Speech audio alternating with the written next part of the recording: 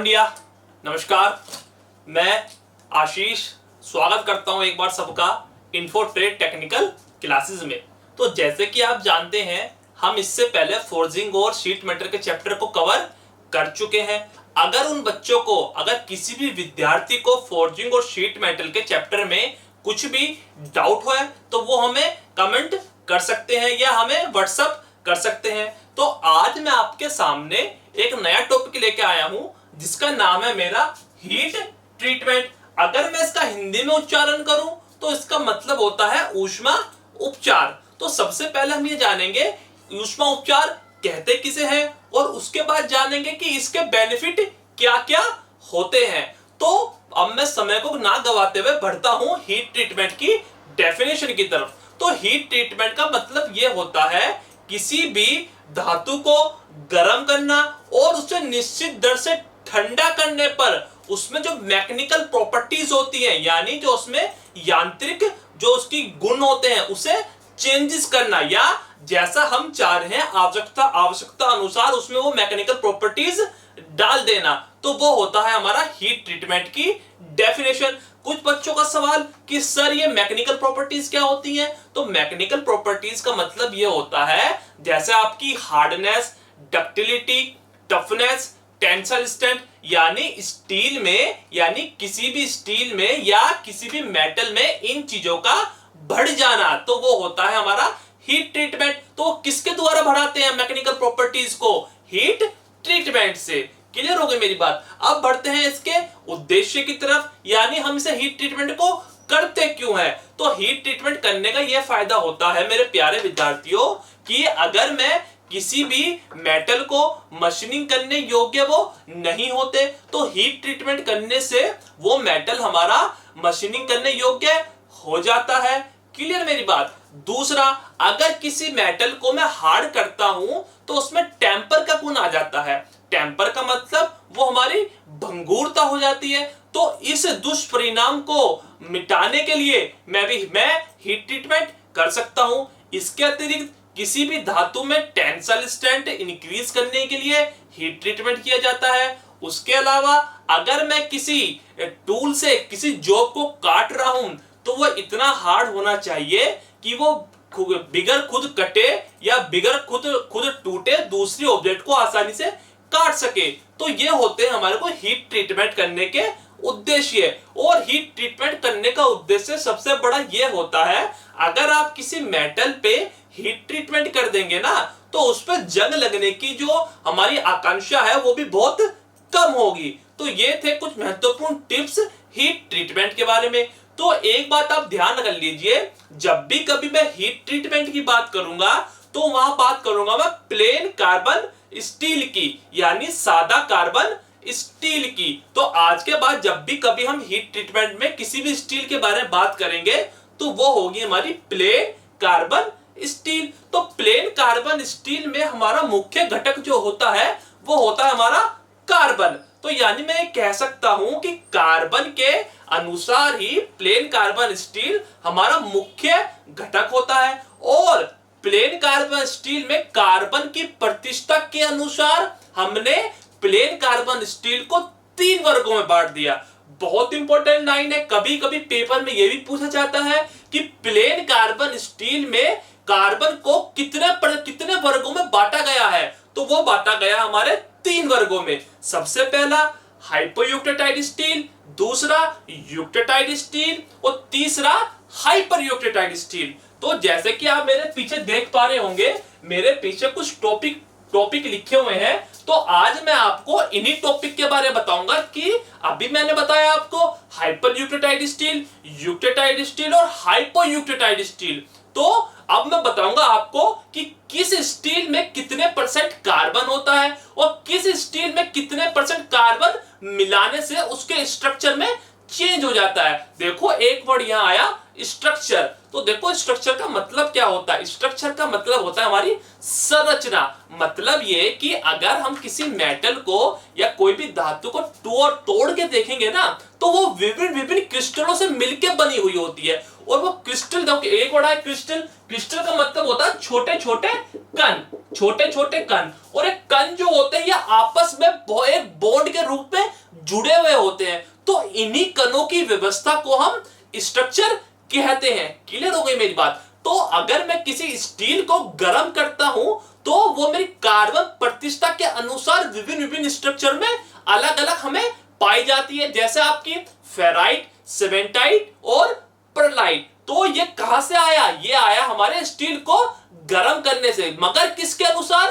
Carbon प्रतिष्ठा के अनुसार। क्लियर होगी मेरी बात? आगे बढ़ते हैं। तो जो छोटे छोटे क्रिस्टल होते हैं ना, इन्हें ही हम इन क्रिस्टल की व्यवस्था को, इन्हें ही हम स्ट्रक्चर कहते हैं। क्लियर मेरी बात? तो अभी मैंने आपको बताया प्लेन कार्बन स्टील के अनुसार हमारी स्टील कितने तरह की हुई? हाइपोयूक्टेटाइड स्टील, यूक्टेटाइड स्टील और हाइपर यूक्टेटाइड स्टील। तो पेपर में कभी कभी क्वेश्चन डायरेक्टली पूछा जाएगा कि जैसे कि आप देख पा रहे होंगे मेरे पास ये डायग्राम लिखा हुआ है, ठीक है मेरी बात? और जो ये मेरी ये वाली लाइन है, ये लाइन है मेरी carbon percentage line, carbon percentage line, यानी किसके अकॉर्डिंग किसमें कितना कार्बन उपस्थित है। क्लियर मेरी बात? ठीक है। अब देखते हैं हाइपोयूक्टेटाइड स्टील। तो जिस स्टील में 0.0 से 0.8 के बीच में कार्बन होगा वो होगी हमारी हाइपोयूक्टेटाइड स्टील। क्लियर मेरी बात? 0.0 से 0.8 तक कार्बन होना चाहिए। तो कौन सी स्टील होती है हमारी? वो होती है हमारी हाइपोयूक्टेटाइड स्टील। क्लियर मेरी बात? अगर मैं देखूं तो कहां से कहां तक होगा? ये होगा हमारे यहां से लेके यहां तक। तो 0.0 से 0.8 के बीच में जो भी कार्बन होगा वो कौन सी स्टील होगी? हमारी हाइपोयूक्टेटाइड स्टील। क्लियर मेरी बात? ठीक है। अब आया कार्बन, हमारा आया कोई भी 0.0% पे। तो आप एक बात ध्यान कर लीजिए, ऐसी अगर किसी चीज में कार्बन मिलाता हूं तो उसकी हार्डनेस तो बढ़ जाएगी, मगर उसका गलनांक जो है वो हमारा कम हो जाएगा। गलनांक का मतलब मेल्टिंग पॉइंट उसका हमारा कम हो जाता है। क्लियर मेरी बात? ठीक है। तो देखो, अगर मैं किसी कार्बन को किसी 0.0% वाली कार्बन को देखूं तो वो मेरी स्ट्रक्चर होती है फेराइट स्ट्रक्चर। कौन सी स्ट्रक्चर होती है मेरी? Ferrite structure. यानी अगर किसी भी स्ट्रक्चर में कार्बन 0.0 है तो कौन सी स्ट्रक्चर होती है हमारी?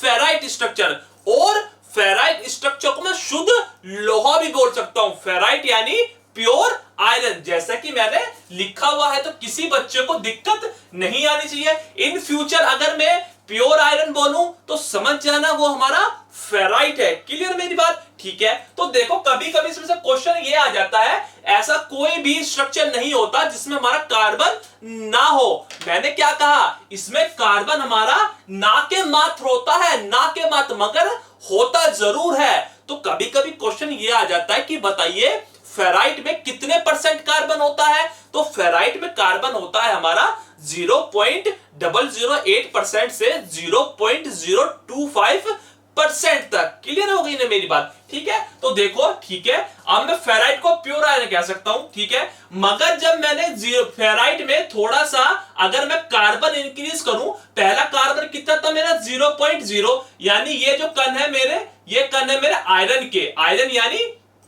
फेराइट। क्लियर मेरी बात? आयरन यानी या लोहा, तो यानी इसमें प्योर लोहा है। मगर मैं आगे बढ़ रहा हूं किसे लेकर? कार्बन की प्रतिष्ठा को लेकर। मेन पॉइंट इसमें कार्बन की परसेंटेज है। अगर किसी भी स्ट्रक्चर का जो संरचना होगी ना, वो हमेशा कार्बन के प्रतिशत पर डिपेंड करेगी। बहुत मेन इंपोर्टेंट पॉइंट है ये, ठीक है। तो डायग्राम को समझने की आप कोशिश करना। क्लियर मेरी बात? ठीक है। मैंने कार्बन 0.0 था तो मैंने कार्बन थोड़ा सा बढ़ा दिया। कितना बढ़ा दिया? 0.13, तो कार्बन बढ़ गया। मैंने भी तो बताया जैसे हमारा कार्बन बढ़ेगा तो हमारा स्ट्रक्चर भी अलग होगा, यानी जैसे जैसे कार्बन इंक्रीज होएगा हमारा स्ट्रक्चर भी बढ़ जाएगा, या स्ट्रक्चर भी हमारा दूसरा निकल के आएगा। तो जैसे मैंने कार्बन बढ़ाया तो वहां मेरा वो स्ट्रक्चर हो गया मेरा ferrite plus pearlite, ferrite plus pearlite. तो जो इसमें आप ये देख रहे हैं ना, ये काले काले, ये है हमारे कार्बन, ये है हमारे कार्बन, ठीक है, यानी ये हमारी कार्बन की प्रतिष्ठा। यानी अगर मैं फेराइट में हल्का सा कार्बन मिलाता हूं तो मेरा कौन सा स्ट्रक्चर बनता है, मेरा फेराइट प्लस परलाइट। क्लियर होगी ना मेरी बात, ठीक है। तो अभी हमने जाना कि कभी कभी डायरेक्ट ये भी पूछ लेता है कि फेराइट प्लस परलाइट हमारा कौन सी स्टील में बनता है, तो वो बनता है हमारा हाइपोयूक्रेटाइड स्टील में। ये हमें कैसे पता लगा, ये हमें ऐसा पता लगा कि क्योंकि हमारा कार्बन जो है वो 0.0 से 0.8 के बीच में है। क्लियर मेरी बात, ठीक है। आगे बढ़ते हैं। तो जैसे कि मैंने अभी आपको बताया कि कार्बन 0.0 से 0.8% तक होगा, हमने 0.13 तक पढ़ लिया, ठीक है। तो हमारा फेराइट प्लस परलाइट हुआ, मगर 0.3 के बाद मैं कार्बन और इंक्रीज कर रहा हूं, कार्बन और इंक्रीज कर रहा हूं। वो मुझे कार्बन कहां तक इंक्रीज करना है, 0.8% तक। क्लियर मेरी बात। तो अगर मैं देखूं, अगर मैं 0.8 का यानी अगर मैं आधा करूं तो कितना होगा, 0.4%। क्लियर मेरी बात। अगर मैं 0.8% का आधा करूं तो कितना होता है, 0.4%। तो फेराइट और परलाइट मैंने कहां तक इंक्रीज करता, 0.13 तक। तो हमारा परलाइट आ गया। मगर यहां क्वेश्चन ये आता है कि आपने फेराइट में थोड़ा सा कार्बन मिला दिया, मगर इनका रेशो क्या हुआ, इनका रेशो क्या हुआ। तो रेशो को समझेंगे। अब रेशो क्या हुआ, अगर मैं 0.8% को अगर मैं आधा करूं तो 0.4% तक, 0.4% तक हमारा फेराइट होगा ज्यादा और परलाइट होगा हमारा थोड़ा सा कम। क्लियर होगी मेरी बात। और अगर मैं कार्बन 0.4% पे ले आता हूं तो यहां फेराइट और परलाइट जो होता है वो हमारा इक्वल अमाउंट में होगा, यानी बराबर मात्रा में होगा। अगर मैं 0.8% मिला देता हूं तो वहां मेरा फेराइट बिल्कुल खत्म हो जाता है। यानी अगर मैं देखूं 0.4% के बाद अगर मैं कार्बन मिलाता हूं तो मेरा क्या होता है, मेरा फेराइट कम हो जाएगा, फेराइट कम और परलाइट हो जाएगा मेरा ज्यादा। क्लियर हो गई मेरी बात। तो किसी बच्चे को दिक्कत नहीं होनी चाहिए। अगर मैं 0.4% से कम मिलाता हूं, 0.4% कार्बन से अगर कम मिलाता हूं तो फेराइट ज्यादा, परलाइट कम। और अगर 0.4% पे आ गया कार्बन तो फेराइट और परलाइट दोनों बराबर मात्रा में। अगर 0.4% से कार्बन में ज्यादा मिलाता हूं तो परलाइट ज्यादा और फेराइट मेरा हो गया कम। क्लियर होगी मेरी बात, ठीक है। तो किसी भी बच्चों को हाइपोयूक्रेटाइड स्टील में दिक्कत नहीं आनी चाहिए। अब बढ़ते हैं हम दूसरी स्टील की तरफ। तो ध्यान से समझना। तो पहली स्टील हमारी हाइपोयूक्रेटाइड स्टील हमारी हो गई, ठीक है। अब बढ़ते हैं अब हमने पढ़ लिया, अब बढ़ते हैं दूसरी स्टील की तरफ जो कि है मेरी यूक्रेटाइड स्टील। तो जिस स्टील में 0.8% कार्बन फिक्स होगा उसे बोलते हैं हम यूक्रेटाइड स्टील, या इसे दूसरे नाम से भी जाने जाते हैं, इसे कहते हैं परलाइट। इसे क्या कहते हैं, परलाइट, परलाइट। क्लियर मेरी बात। या तो मैं यूक्रेटाइड स्टील कह दूं या मैं परलाइट कह दूं, बात एक ही है। और यही एक ऐसी स्टील है जो हमारी सबसे ज्यादा मजबूत होती है। तो पेपर में क्वेश्चन ऐसा घुमा के आ सकता है कि तीनों स्टील में से कौन सी स्टील मजबूत है, तो आपको पता होनी चाहिए कौन सी स्टील। मैंने भी बताया आपको यूक्रेटाइड स्टील। या कभी वो ये पूछ लेता है कि आप ये बताइए 0.0% पे, 0.13% पे, 0.8% पे और 0.5% पे, इनमें से कौन सी स्टील जो होती है हमारी, वो हमारी सबसे स्ट्रॉन्ग होती है, यानी मजबूत होती है। तो कौन सी होती है हमारी, परलाइट। तो कभी कभी ऑप्शन में 0.83% भी आता है, तो दोनों का मतलब एक ही है, कंफ्यूज बिल्कुल मत होना। क्लियर हो गई मेरी बात। अब बढ़ता हूं मैंने, ठीक है। अब मैंने ये पढ़ चुका हूं। अगर मैं बात करूं 0.8% की, तो यहां मेरे क्या हुआ, मैंने भी बताया आपको 0.8 का अगर आधा करूं मैं 0.4%, तो मेरा क्या हुआ, फेराइट मेरा बिल्कुल खत्म हो गया। यानी फेराइट मेरा कम था और 0.8 पे आते आते मेरा फेराइट बिल्कुल परलाइट में बदल गया। किसमें बदल गया, परलाइट में बदल गया। तो यानी यहां देखिए, यहां ये है मेरी कार्बन, तो यहां मेरे कार्बन के कण थोड़े कम थे या कार्बन के कण मेरे थोड़े से ज्यादा हो गए। क्लियर मेरी बात? ठीक है, अब आगे बढ़ते हैं। तो अभी हमने पढ़ा 0.0 से 0.8% तक क्या होगी हमारी हाइपो यूक्रेटाइड स्टील। अगर 0.8% फिक्स है तो कौन सी होगी यूक्रेटाइड स्टील, और 0.8 से 2.1% तक अगर हमारी कार्बन हुई तो कौन सी स्टील होगी, वो होगी हमारी हाइपर यूक्रेटाइड स्टील, यानी हमारी तीसरी स्टील हाइपर यूक्रेटाइड स्टील। क्लियर मेरी बात? आगे बढ़ते हैं।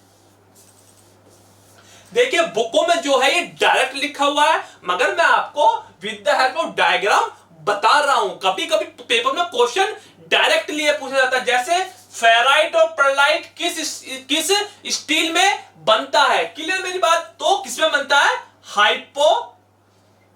Hypo यूक्रेटाइड steel. ठीक है, ठीक है। तो 0.8 से यहां मैं लिख रहा हूं बच्चों 0.8% से 2.1 तक हमारी कौन सी स्टील होती है हाइपर यूक्रेटाइड स्टील। ठीक है, अब देखते हैं। तो 0.8% मैंने कार्बन मिला दिया। ठीक है, अगर मैं थोड़ा सा कार्बन और मिलाता हूं 0.8% से अधिक, तो मेरा कार्बन तो बढ़ा मगर स्ट्रक्चर भी मेरा थोड़ा सा चेंज हो गया। तो मुझे कौन सा स्ट्रक्चर मिला, तो जैसे जैसे बढ़ाता गया मुझे परलाइट के साथ सिमेंटाइट भी मिलता चला गया। अगर मैं 0.8 है, ठीक है, अगर मैं यहां 1% आऊं 1%, तो मेरा परलाइट होगा ज्यादा और सिमेंटाइट होगा मेरा थोड़ा सा कम। ठीक है, 1.5 पे आया तो परलाइट मेरा थोड़ा सा कम हो गया, सिमेंटाइट थोड़ा सा बढ़ गया। ठीक है, 1.7 पे आया, परलाइट मेरा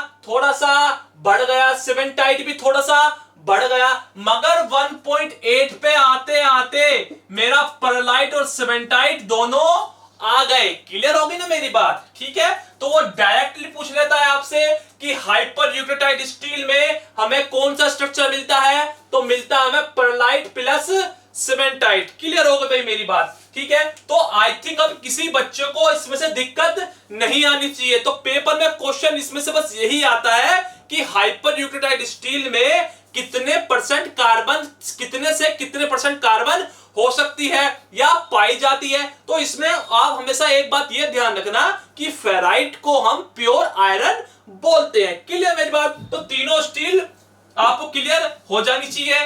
ठीक है, अब बढ़ते हैं आगे।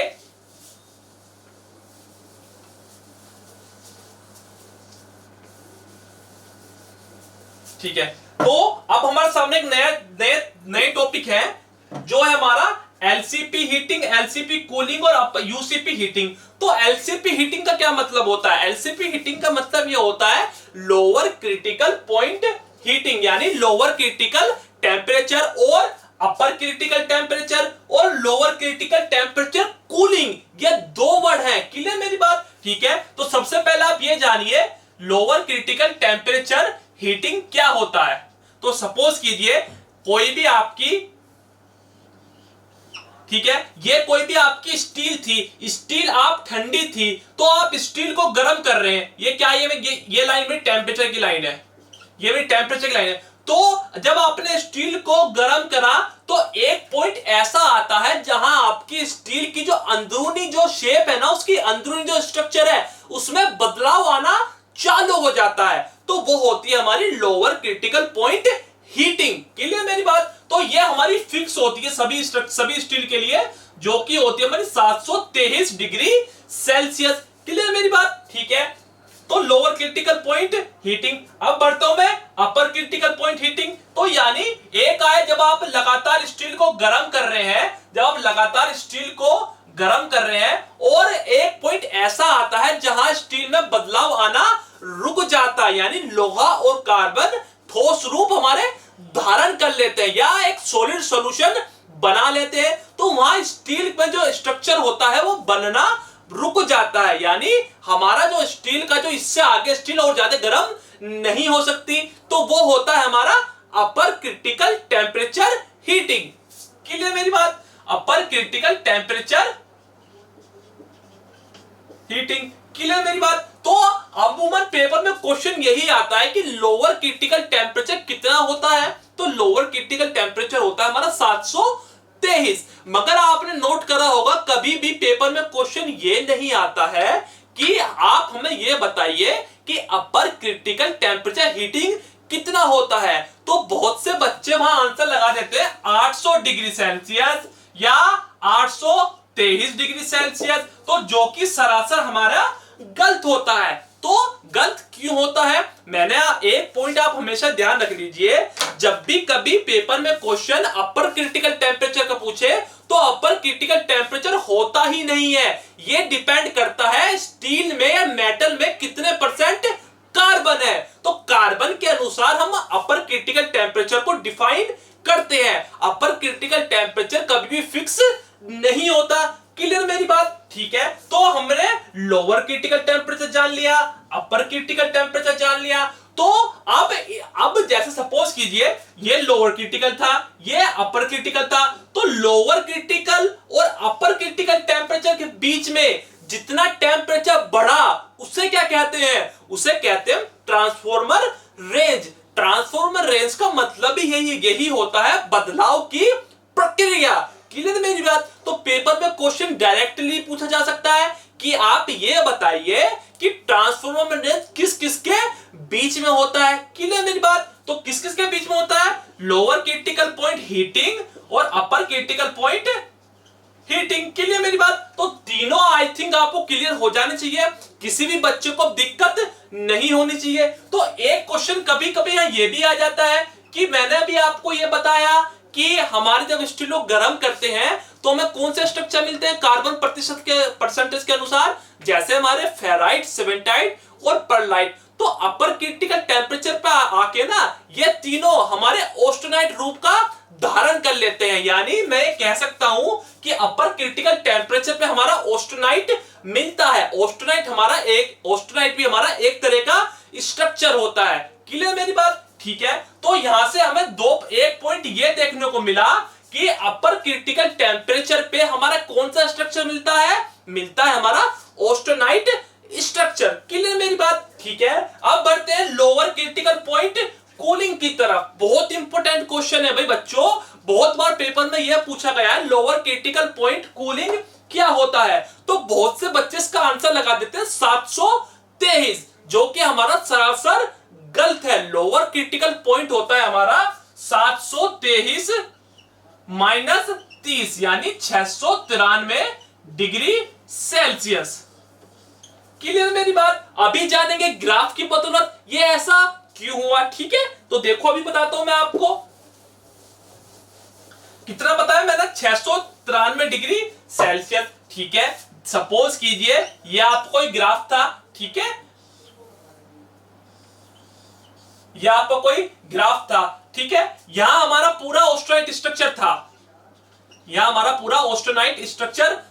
और ये टेम्परेचर यहां था हमारा 1000 डिग्री सेल्सियस, 1000 डिग्री सेल्सियस, ठीक है। तो ऑस्टेनाइट स्ट्रक्चर जब हमारा अपर क्रिटिकल टेम्परेचर में मिल रहा था, तो जब हमने ऑस्टेनाइट स्ट्रक्चर को थोड़ा सा ठंडा किया अपर क्रिटिकल पे, तो क्या मिला हमें मिलता है फेराइट या परलाइट या प्योर परलाइट या परलाइट प्लस सीमेंटाइट। जैसे कि मैंने अभी डायग्राम में बताया था आपको, मैंने डायग्राम बताया था ना वो वाला आपको। तो ऑस्टेनाइट स्ट्रक्चर को मैं ठंडा करता हूं तो क्या मिला वो हमें, तो किस रूप में टूटेगा, फेराइट में टूटेगा या फेराइट प्लस परलाइट में टूटेगा, परलाइट में टूटेगा या परलाइट प्लस सीमेंटाइट में टूटेगा। क्लियर मेरी बात। अपर क्रिटिकल टेम्परेचर पे, ठीक है। मगर जब वो हमारा लोअर क्रिटिकल उस पे कूलिंग पे आया, लोअर क्रिटिकल कूलिंग पे आया, तो हमारा ऑस्टेनाइट बिल्कुल खत्म हो गया, यानी ऑस्टेनाइट स्ट्रक्चर हमारा बिल्कुल खत्म हो गया। तो वहां रह गया हमारा केवल फेराइट, परलाइट और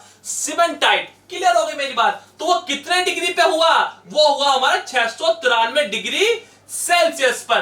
तो ऑस्टेनाइट हमारा कब अपर क्रिटिकल टेम्परेचर पे मुख्य घटकों के रूप में टूट जाता है, और हमारा लोअर क्रिटिकल कूलिंग पे आके ऑस्टेनाइट बिल्कुल खत्म हो जाता है। तो यहां हमें एक पॉइंट ये देखने को मिला कि ऑस्टेनाइट स्ट्रक्चर हमारा केवल जब तक हमारी धातु कोई गर्म रहेगी हमें तब तक ही मिलता है। अगर उस धातु को मैं थोड़ा ठंडा कर दूंगा तो ऑस्टेनाइट स्ट्रक्चर हमारा नहीं मिलेगा। ये मैं बताऊंगा आपको इस ग्राफ की बदौलत। क्लियर मेरी बात? तो मेरा पॉइंट आपको क्लियर करवाना ये था कि जो 693 लोअर क्रिटिकल पॉइंट कूलिंग था, इसका मतलब क्या था। ठीक है, यानी यहां आके हमारा ऑस्टाइन स्ट्रक्चर बिल्कुल खत्म हो गया। जो तो हमारा कौन सा स्ट्रक्चर रह गया? केवल केवल हमारा फेराइट, परलाइट और सीमेंटाइट। क्लियर मेरी बात? अब बढ़ता हूं मैं इस डायग्राम की तरफ। तो बहुत सी बुकों में डायग्राम दिया हुआ है, तो बच्चों को केवल डायरेक्ट यही याद कर लेते हैं कि ऑस्टाइन स्ट्रक्चर क्या होता है, और पेपर में हमेशा इसी से ही क्वेश्चन आते हैं, इस डायग्राम से ही क्वेश्चन पूछे जाएंगे।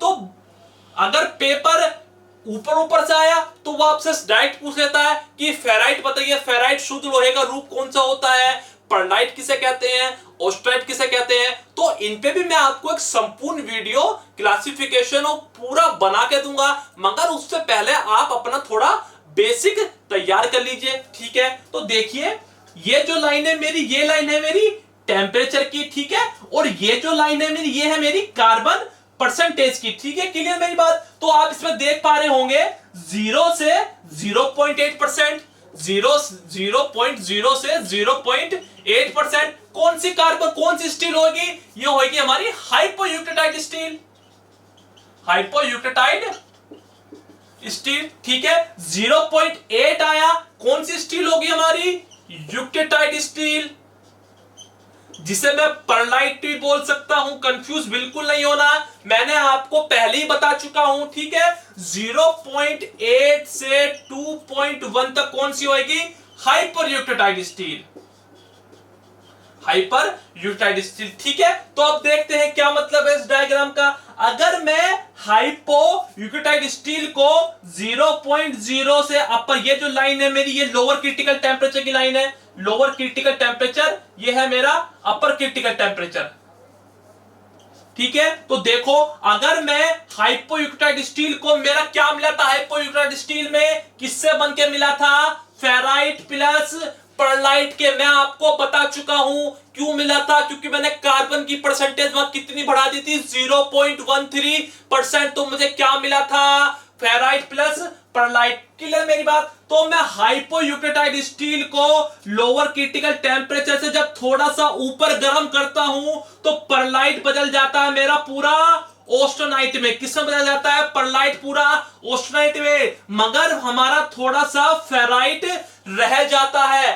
परलाइट बदल गया ऑस्टेनाइट में, मगर फेराइट थोड़ा सा रह जाता है। क्लियर मेरी बात? किस पे? लोअर क्रिटिकल टेम्परेचर से ऊपर। और जब मैं इसे अपर क्रिटिकल टेम्परेचर से थोड़ा, या लोअर क्रिटिकल टेम्परेचर थोड़ा सा और ऊपर गर्म करूंगा, तो ये फेराइट प्लस ऑस्टेनाइट हमारा किस में कन्वर्ट हो जाएगा? ऑस्टेनाइट में। क्लियर होगी मेरी बात? किस में कन्वर्ट हो जाएगा? पूरा ऑस्टेनाइट में। अब बढ़ता हूं मैं, अगर मेरी स्टील में कार्बन फिक्स है, कितनी फिक्स है? 0.83% अगर फिक्स है, तो हमारा क्या होता है? तो हमारा क्या होता है?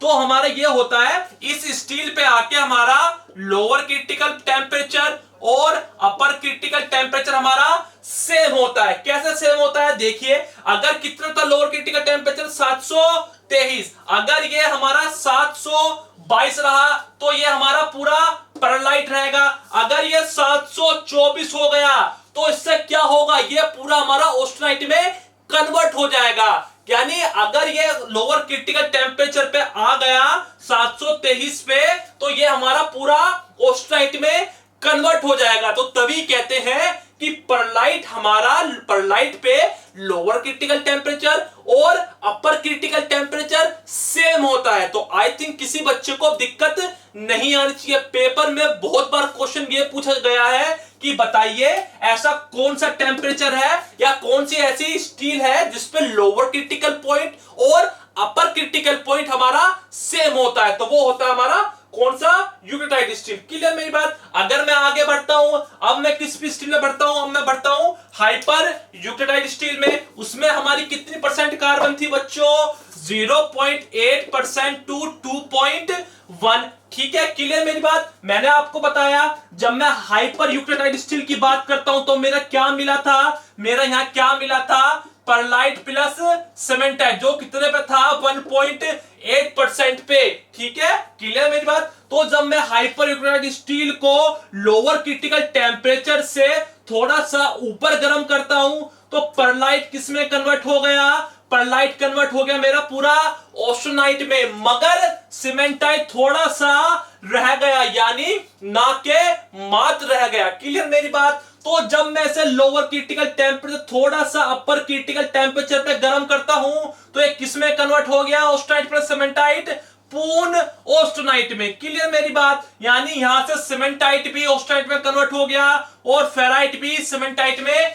कन्वर्ट हो गया। तो मैंने जब आपको लोअर क्रिटिकल पॉइंट कूलिंग का डायग्राम मैंने आपको बताया था तो मैंने यही तो बताया था कि यहां से हमें क्या निकल के आया था कि ऑस्टेनाइट हमारा कहां मिलता है, केवल अपर क्रिटिकल पॉइंट पे। तो ये हमारा अपर क्रिटिकल पॉइंट ही तो है, तो ऑस्टेनाइट हमें यही तो मिला। यानी ऑस्टेनाइट केवल और केवल हमें, जब तक हमारी स्टील कोई भी गर्म रहेगी तो ऑस्टेनाइट हमें मिलता रहेगा। अगर ऑस्टेनाइट को हम ठंडा करते हैं तो देखिए, अगर मैं इस ऑस्टेनाइट को ठंडा करूं तो उसमें मुझे, अगर मैं अपर क्रिटिकल पे ठंडा करूंगा तो क्या हो मिलेगा मुझे, फेराइट प्लस ऑस्टेनाइट। क्लियर। कहां से, लोअर क्रिटिकल पॉइंट से थोड़ा सा ऊपर। अगर ये पॉइंट यहां आ गया 693 आ गया तो ये हमारा किस में विखंडित हो गया, तो ये हो गया हमारा फेराइट प्लस परलाइट में। मैंने आपको यही तो बताया था कि यहां आके 693 पे आके ऑस्टेनाइट हमारा पूर्ण रूप से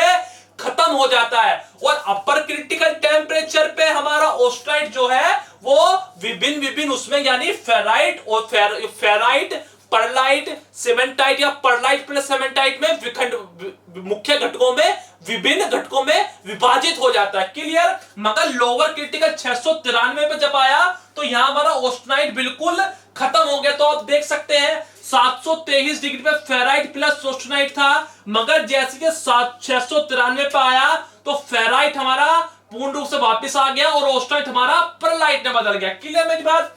अगर मैं ऐसी देखूं हाइपर यूटिलाइज्ड स्टील में तो लोअर के, अगर मैं ऑस्टेनाइट को स्ट्रक्चर को ठंडा करूं तो ऑस्टेनाइट स्ट्रक्चर किसमें अब टूट गया हमारा, सीमेंटाइट में। कहां पे, लोअर क्रिटिकल टेम्परेचर पे। जब मैं लोअर क्रिटिकल टेम्परेचर थोड़ा सा नीचे जाऊंगा, कितने पे, 693 पे, तो ऑस्टेनाइट बदल गया मेरा पूरा परलाइट में और सीमेंटाइट मेरा पूर्ण रूप से वापस आ गया। तो ये डायग्राम हमारा बहुत इंपॉर्टेंट टॉपिक था भाई।